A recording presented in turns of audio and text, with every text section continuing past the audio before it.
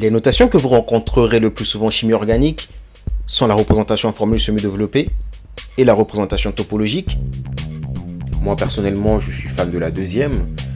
Je trouve qu'elle est simple et facile d'utilisation et elle dégage aussi plus de mystère, je trouve. Donc si vous voulez impressionner un petit peu vos amis ou impressionner la petite, vous savez ce qu'il vous reste à faire. Hé Doré, c'est bien beau ce que tu racontes, mais imagine j'ai une molécule dans le main. Comment je fais pour la nommer? Tout d'abord, il faut repérer ce qu'on appelle la chaîne carbonée principale. Il s'agit de la plus longue chaîne comportant la fonction principale et le maximum d'insaturation. Et le nom de la molécule sera ensuite donné en fonction de la longueur de cette chaîne. Donc pour des nombres de carbone différents, des préfixes différents seront utilisés pour la nomenclature.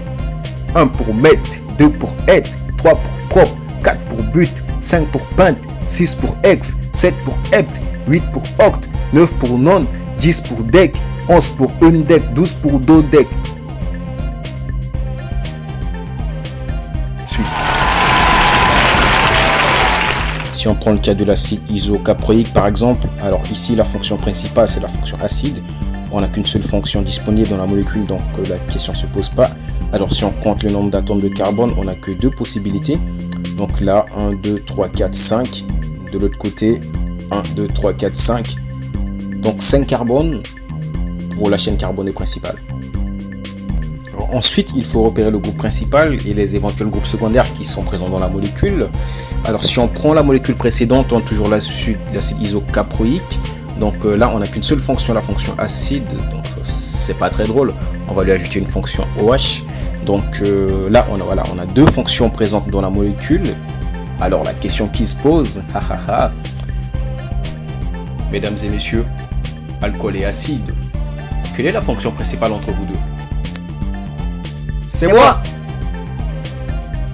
Il faut savoir que parmi tous les groupes fonctionnels qui existent en chimie organique, le groupe acide est celui qui se retrouve en haut de l'échelle en matière de priorité. Donc ici dans notre molécule, le groupe principal sera le groupe acide et le groupe secondaire, le groupe hydroxyle. La troisième étape consiste à rechercher la présence d'insaturation au sein de la molécule. Donc là je fais plutôt allusion au double et aux triples liaisons. Donc si la molécule ne contient aucune insaturation, le nom comportera un ane devant le préfixe qu'on a déterminé précédemment.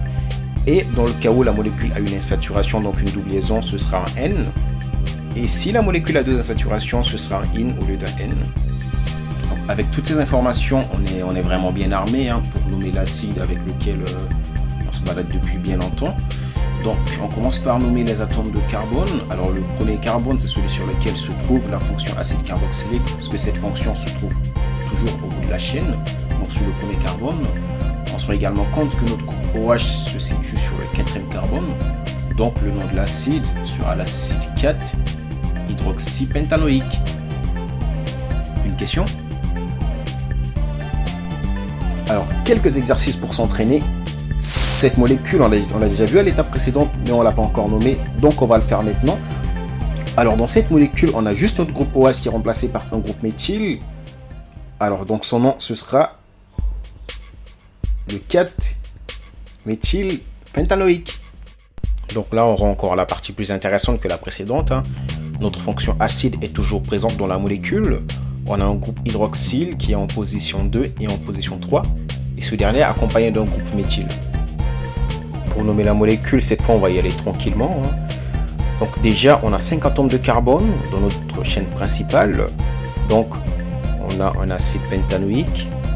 Et maintenant, en ce qui concerne nos substituants, en se référant à la règle de l'alphabet, le groupe hydroxyle va passer devant le groupe méthyle dans l'enchaînement du nom et impact de la molécule, ce qui va donner acide de 3-dihydroxy, car on a 2 OH au sein de la molécule. Si on en avait 3, ce serait trihydroxy.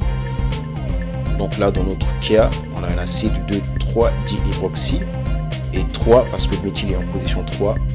Donc acide 2,3-dihydroxy, 3-méthylpentanoïque.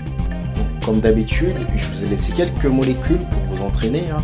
Donc dites-moi quel nom vous leur donneriez. Faites attention aussi parce que si vous vous appelez Jacques et qu'on vous appelle hydrogène, je pense pas que ça va vous plaire. Si vous avez des questions ou d'autres sujets que vous souhaiteriez que j'aborde, faites-le moi savoir et j'en tiendrai compte. Sinon c'est tout pour moi. Je vous dis à très bientôt.